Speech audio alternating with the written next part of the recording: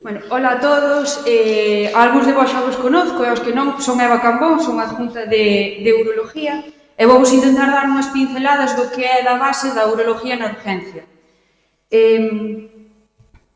Como sei agora que é, sei hai pouquiño tempo que estuve aí, entonces sei como son estes cursos, vamos a intentar facelo un pouquiño máis ameno, vale? Xa estuvo por aí a Malla repartindo uns papelitos de colores para levantar en caso das respuestas dos casos clínicos. Tranquilos que non lle vou preguntar a nadie de un a un, pero, por favor, se todos axudades un pouquiño máis levadeiro, vale? O primeiro caso clínico é unha muller de 51 anos que ven a urgencias por dolor cólico izquierdo con varios días de evolución. Entón, a primeira da pregunta é que entra no diagnóstico diferencial? A resposta número 1, o cólico nefrítico, unha torsión ovárica izquierda, unha pielonefritis izquierda ou todas as anteriores.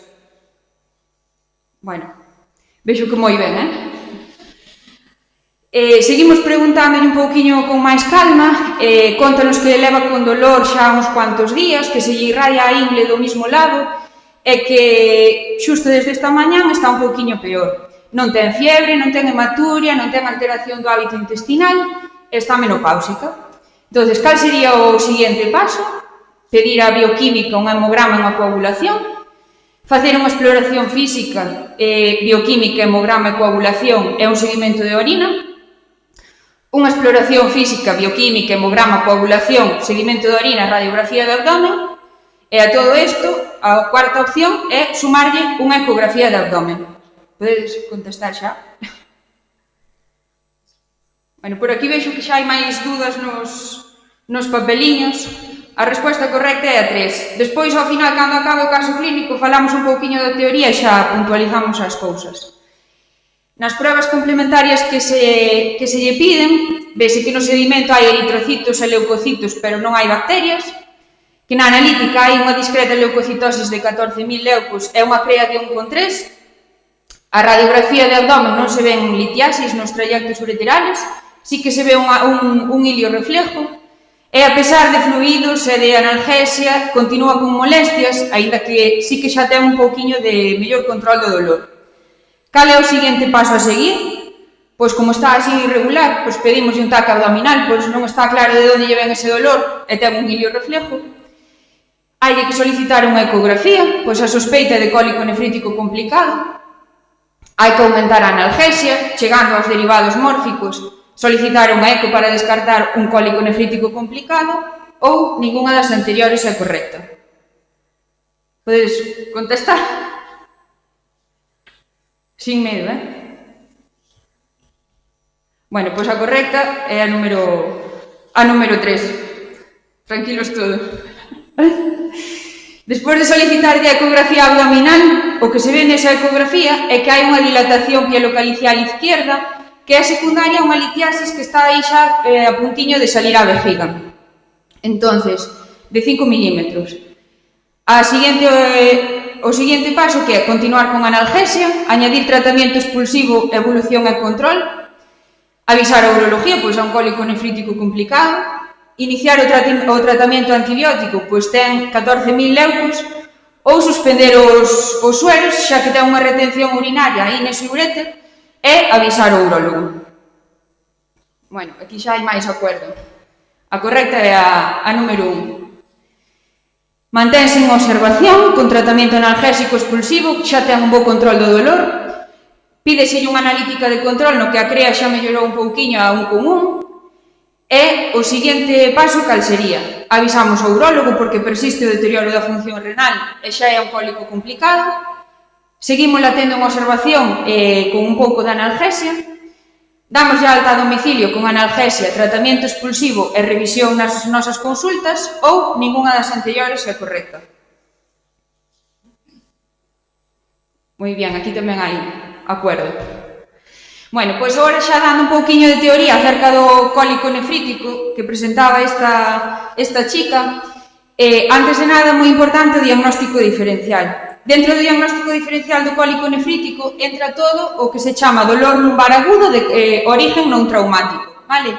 Como podedes ver, entra desde o aneurisma aórtico, que é moi importante pola gravedade que supón o aneurisma, trastornos como a enfermedade pancreática, unha trombose renal, hemorragia retroperitoneal ou nos nenos moi importante a torsión testicular. Que hai que facer no primeiro paso cando sospeitamos un cólico nefrítico? Unha boa anamnesis e unha exploración física vai nos levar xa moi encamiñados ao diagnóstico. A anamnesis é un dolor cólico intermitente que non cambia con movimentos, moi importante polo diagnóstico diferencial coas lumbalgias. Pode ter ou non ter cortejo vegetativo e pode ter ou non ter hematuria. Na exploración física, hai que facer unha exploración física general, con unha exploración abdominal ben detallada, importante pararse aí, buscar se hai un efecto masa, se hai defensa peritoneal. É moi importante que moitas veces se dá por que se omite a exploración genital, para ver eso que falábamos dos testículos, nas mulleres se hai algunha masa genital ou algo, unha hernia, ou algo que nos poida cambiar a nosa orientación diagnóstica. Que pruebas complementarias pedimos? Pois o básico, cando os pacientes entran na urgencia, o importante unha analítica completa con coagulación. Un sedimento de orina, no que imos ver que hai hematíes, leucocitos, tamén nos vai axudar ver o pH urinario, porque en caso de que haxa unha litiasis nos vai enfocar un pouquiño a ver que tipo de litiasis é, unha radiografía de abdomen, se hai unha litiasis radioopaca, é un cultivo de orina, que pasa a ser opcional sempre pedindo se sospeitamos que hai unha clínica infecciosa. Se temos unha sospeita dun cólico nefrítico complicado ou temos dudas diagnósticas, é o seguinte escalón e pasaríamos a pedir xa unha proba de imagen máis concreta, como é a ecografía, que para nós é perfecta no manejo inicial, e en ocasións un TAC abdominal, porque as dúdas do diagnóstico diferencial entran noutros temas, como eso do aneurisma de aorta. O que sí é importante é que nun cólico nefrítico, por definición, vai haber dilatación da vía urinaria. O cólico nefrítico é unha uropatía obstructiva. E como falamos tanto do cólico nefrítico complicado, bueno, antes de nada, o tratamento inicial é analgesia, antieméticos e tratamento expulsivo. Analgesia, un AINE, salvo que teña contraindicación o paciente, analgésicos como paracetamol ou metamizol, os antieméticos polo cortejo vegetativo que teñen acompañante moitas veces a ese dolor, e o tratamento expulsivo que é a tamsulosina, que axuda a relajar aí un pouquiño o músculo e a expulsar a teórica litiasis que pode ter o paciente. O que falaba do cólico nefrítico complicado, que se define como cólico nefrítico complicado. Pois un cólico nefrítico complicado ten que cumplir un destes tres criterios, é dicir, ou un dolor incoercible a pesar de todos os escalóns analgésicos da OMS, un cólico que necesita mórfico non é un cólico complicado. É complicado se a pesar do mórfico e de todo o escalón que ven por abaixo non se controla o dolor.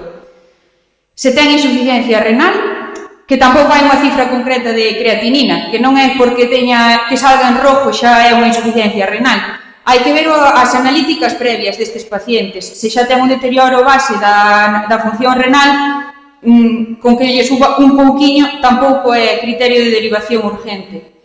Ou unha sospeita de pionefrosis. Quizá que sea o máis importante, porque é onde os pacientes se poñen moi maliños, vale? Que poden acabar incluso en shock séptico.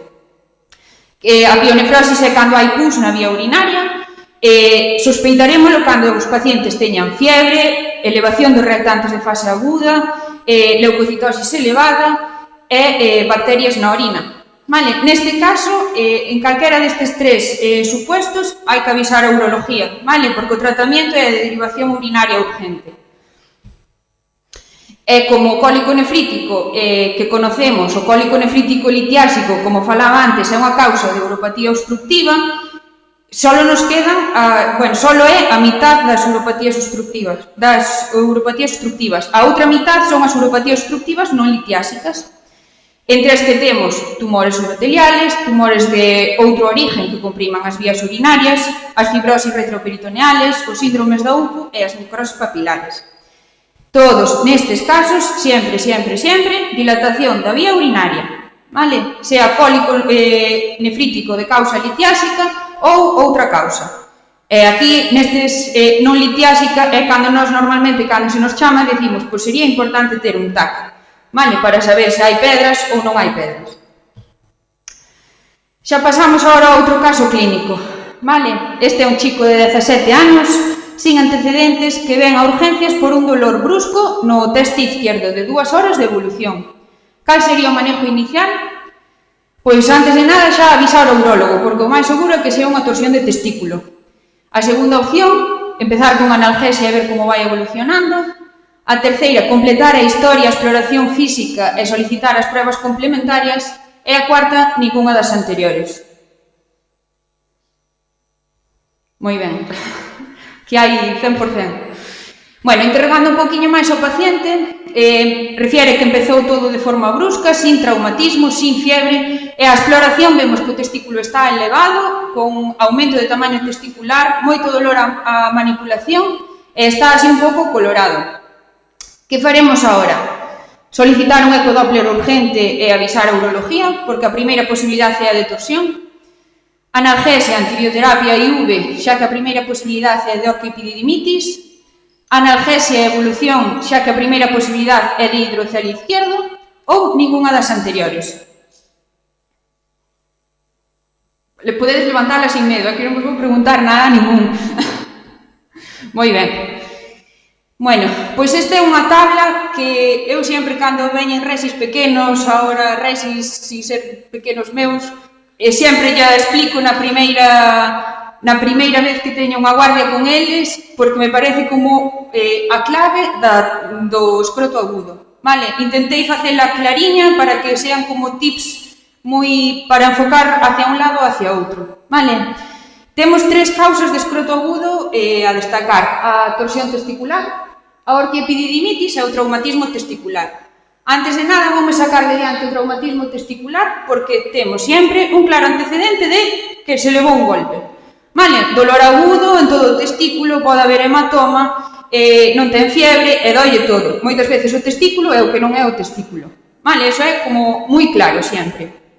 E despois empezamos xa nas que son un pouco máis de dudas, moitas veces porque son a torsión e a orquiepididimitis. Vale, diferencia casi sempre que vai cambiar. Torsión, agudo, brusco, de repente. Moitas veces de noite. Orquiepididimitis, inicio larvado, subagudo, leva días con eso. Torsión, dolor brusco. E a orquiepididimitis normalmente localízano na zona do epidídimo. Se xa un poquinho máis evolucionado é todo o testículo, pero suele empezar polo que é a zona do epidídimo. Poño aquí isto do reflejo cremasterico porque é o mítico que pon en todos os libros do signo de Bren, que se non sabemos se xa é negativo, se é positivo, se como ten que ser. Realmente nunca o facemos. Os urólogos non o facemos cando imos explorar unha torsión. Vemos que o testículo está nunha torsión ascendido, horizontalizado, e que moitas veces incluso palpamos o nudo as voltas de cordón no cordón testicular. Nunha orquiepididimitis, sin embargo, xa sai signos de inflamación, vale? Aumento, eritema, o paciente encontrase un malestar general e, moitas veces, fiebre. E despois, na torsión, os pacientes non suelen ter fiebre e moitas veces teñen unha clínica vegetativa acompañante. Punto moi importante tamén, que poño aquí xa noutro color, as edades. As torsións, edades míticas, entre 15 e 25 anos. E as orquiepididimitis suelen ser en xente máis maior. Pruebas complementarias a pedir? Pois, nos 3 casos, moi importante, unha analítica completa con coagulación. A coagulación, digo sempre, principalmente por se temos que ir a quirófano e xa temos todo listo, por se hai unha alteración da coagulación, solucionala antes de entrar. No caso da torsión testicular, un ecodoppler urgente. Falar co radiólogo por teléfono, que nos lo faga o máis rápido posible para confirmar que hai unha torsión. No traumatismo, normalmente tamén sería bastante aconsellable pedir unha eco testicular. E na orquiepididimitis solo se sospeita que iso pode estar complicado con un acceso. Mala evolución con antibióticos, moita fiebre, moito signo de flogosis. Ou leucocitosis elevadísima nas analíticas. E o tratamento vai ir tamén un pouquiño por se hai unha torsión, exploración quirúrgica urgente ideal en menos de 6 horas. No traumatismo diferenciamos se hai afectación da albuginia ou non, se a albuginia está íntegra, analgesia, AINES, observalo durante unhas cuantas horas, e se a albuginia está afectada tamén é unha exploración quirúrgica urgente. E na orquitis, antibióticos, haines é moi recomendable un suspensorio escrotal ou un calzoncillo un pouquiño máis axustado, porque ao pesar o testículo sempre molesta. E ora xa o último caso, este é un varón de 65 anos que acude a urgencias por hematuria macroscópica indolora. Non hai nada a destacar na exploración física e o paciente está hemodinámicamente estable. Cal sería o primeiro paso a realizar? Pois tras observar a orina de emisión espontánea e ver que é unha hematuria franca, colocar unha sonda vesical e un suero lavador, pedir unha analítica con coagulación. A segunda opción, colocar a sonda vesical directamente, suero lavador e pedir esa analítica. A terceira, colocar a sonda vesical e o suero lavador, pedir a analítica e avisar porque hai que ingresalo. E a cuarta, colocar a sonda vesical, suero lavador, analítica, avisarnos a nós e empezar un antibiótico por se é un eitu un pouquiño máis complicado. Podes levantar xa. Bueno, pois efectivamente a unha. Antes de nada, ver como se a unha hematuria é de verdade ou non, porque sondamos moitas veces pacientes en urgencias que din que sangran e non sangran de verdade, vale? Despois de empezar o suero lavador, mellora esa hematuria, e na analítica vese que ten unha hemoglobina de 12 e un hematocrito de 30, o resto da analítica non hai nada destacable, a coagulación é normal, e despois de 2 horas de suero lavador sigue tendo un pouquiño de hematuria. Cal será o seguinte paso? Pois polo menos manter ese suero lavador unhas 12 horas e transfundir 2 concentrados de hematís porque está un pouquiño anémico, manter a sonda vesical con suero lavador 12 horas, ingresalo en urología porque persiste a hematuria a pesar do suero lavador ou ningunha das anteriores é correcta. Moi ben. Bueno, esta é unha diapositiva así ao grande do que é hematuria na urgencia. Hematuria macroscópica indolora en paciente con factores de riesgo, que aos factores de riesgo, tabaco ou exposicións laborales como ser pintor, peluquero, estar exposto a tóxicos, o primeiro que hai que sospeitar é un tumor de vejiga ou de vías urinarias. A estes pacientes sempre pedir unha analítica completa con coagulación e colocar a sonda vesical con suero lavador se se objetiva nunha micción espontánea unha hematuria franca de verdade. E avisar a urología sempre que haxa unha disfunción de sonda vesical que non permite o lavado ou unha anemización severa ou inestabilidade hemodinámica. Se non presenta estes casos, deberíamos esperar 12 horas co suero lavador e un control analítico para ver como vai estando de hemoglobina e de hematocrito despois desas horas. A vejiga é un órgano especial, porque é así, que cando conseguimos lavar e vaciar de coágulos, suele responder moi ben ao manejo conservador co suero lavador. E nada máis. Bueno, aquí tiña que haber unha foto de todo o servicio, que non sei por que non se ve, que somos un equipo así riquiño e que non temos problema que nos preguntedes calquera dúda que teñades. Vale?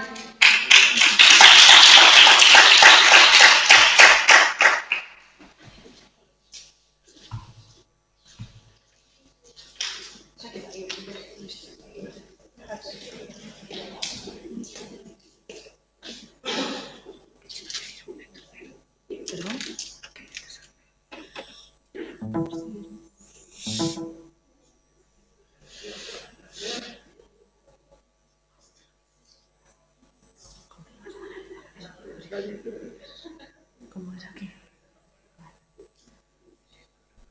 Sí, sí que está. Ah, sí está grabando. Esta. Sí, perdona.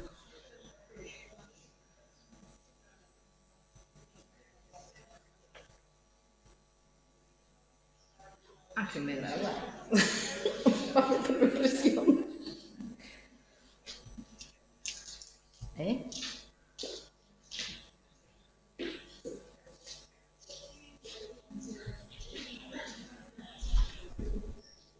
Bueno, hola a todos, yo soy Ana López Domínguez, soy una de las gines de aquí de Lugo y voy a hablaros del manejo de las patologías ginecológicas en urgencias más habituales. Nos vamos a centrar en los sangrados y en las infecciones.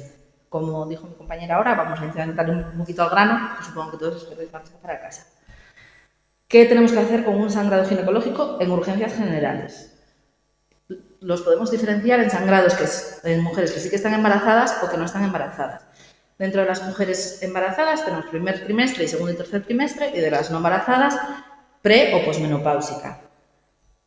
En las embarazadas, en el segundo y tercer trimestre, os da un poquito igual porque no las vais a valorar vosotros, las va a valorar casi siempre gine y muchas de ellas pasan directas al servicio de partos.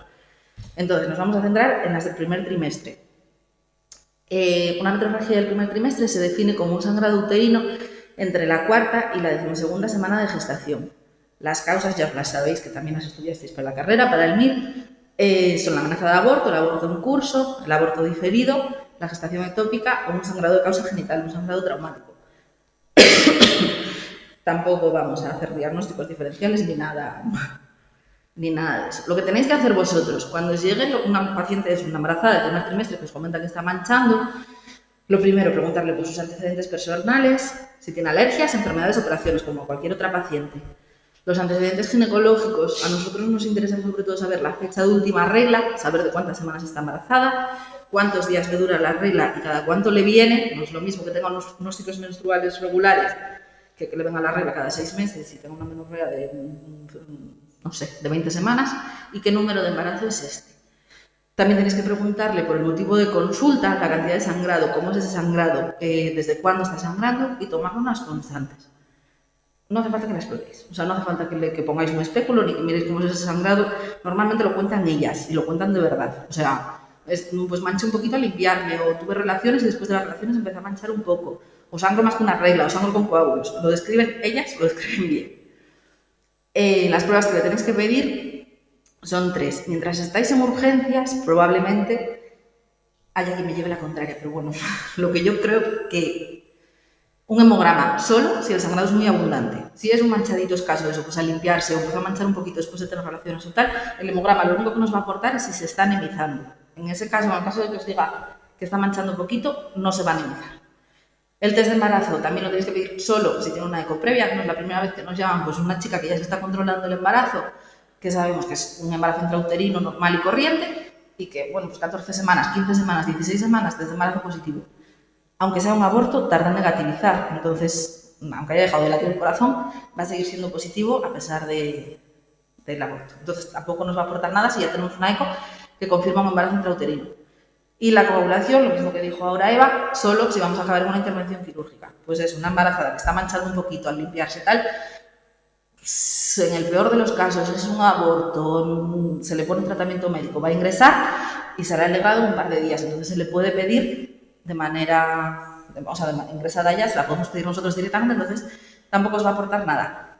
Esto es lo que dice el sentido común. Luego habrá adjuntos que os digan lo contrario y habrá ginecólogos que os digan lo contrario, que os lo pidáis a todas. Pero bueno, un poquito saber por qué se pide y para qué. Y una vez tengáis los resultados de esas cosas, si procede, avisáis a gine. En las que no están embarazadas, mientras están en edad fértil, siempre tienen que tener un test de embarazo negativo. Si no tienen un test de embarazo negativo, entran en el otro grupo. Y pueden tener 3 orígenes: el vulvovaginal, cervical o de dentro, o sea, o uterino. Dentro del vulvovaginal puede ser debido a un traumatismo, a un cuerpo extraño, a una dehiscencia, una laceración, pues muchas veces después de unas relaciones sexuales, o bueno, pues un desgarrito. Y las mayores normalmente es por una atrofia, por una sequedad vaginal, cuando es sangrado vulvovaginal. El cervical puede ser por un pólipo, una eritroplasia, en el caso de un prolapso que acabamos de tener una hora, por una erosión, o después de un cono. Y el sangrado, bueno, este es un giro. El sangrado uterino anómalo, tenemos las causas orgánicas, que la regla mnemotécnica palma, pólipo, adenomiosis, leiomioma, malignidad, o no orgánicas, índice indeterminado, isovulación iatrogénica o uropatía o endometrio. No voy a entrar en más, porque creo que este curso va orientado a lo que vosotros tenéis que hacer en urgencias y no vais a diagnosticar un pólipo sin hacerle una eco, vais a avisar al gine y lo vamos a ver nosotros, lo vamos a valorar nosotros, entonces pues es pues un poquito al grano.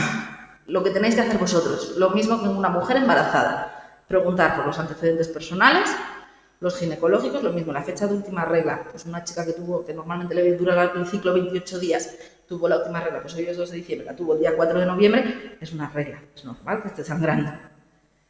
¿Cuánto tiempo ya sin regla? ¿Cuántos días le dura? ¿Cada cuánto le viene? ¿Y cuántos embarazos tuvo? También estaría bien que preguntases por el método anticonceptivo aquí. También lo mismo, el motivo de sangrado, la cantidad de sangrado, desde cuándo. Estas, a diferencia de las embarazadas, sí que sangran siempre mucho. Siempre dicen que sangran mucho, que llevan muchos días sangrando, o que sangran mucha cantidad, o que, bueno, vienen a urgencias porque les parece un sangrado fuera de lo normal dentro de una regla. Y tomar unas constantes. Y las pruebas complementarias seguimos en lo mismo, el hemograma si el sangrado es abundante, que aquí sí que se lo suelen contar, el test de embarazo, aunque esté usando método anticonceptivo, aunque tenga una ligadura de trompas. Las ligaduras de trompas antes se cortaba la trompa, no se sacaba la trompa entera, entonces había muchas veces que se repermeabilizaban. Hay casos de embarazos a pesar de ligaduras de trompas. Aunque tenga un DIU, aunque diga lo que diga de método anticonceptivo, si está en edad fértil hay que pedir un test de embarazo. Y si es negativo, descarta embarazo, que eso también alguna vez nos toca explicar, que lo descarta. Y la coagulación lo mismo, si creemos que va a acabar en una intervención quirúrgica, que es un sangrado tan fuerte que vamos a tener que hacerle un legrado, sí, eso pues una regla, no, en principio no debería. ¿Cuándo hay que llamar a gine? Cuando haya una inestabilidad hemodinámica, cuando haya criterios de ingreso, cuando el test de embarazo sea positivo, un sangrado posmenopáusico o un posoperatorio. Las embarazadas y las posmenopáusicas sí que las valoramos nosotros, sí que son un poquito más delicadas. Las embarazadas, bueno, pues, obviamente, y las menopáusicas porque no les corresponde. Entonces, muchas veces su sangrado sí que va asociado a una patología maligna. Las mujeres, pues jóvenes en edad fértil, que le viene la regla 2 veces al mes o que le viene un poquito más fuerte, tal, si la analítica está normal, pueden venir a la consulta. Tenemos la consulta de urgencia, la GIN 302, y lo podéis mandar ahí sin ningún problema. Y desangrados ya está. Ahora, las vulvovaginetes y las enfermedades de transmisión sexual que vais a ver así más en urgencias.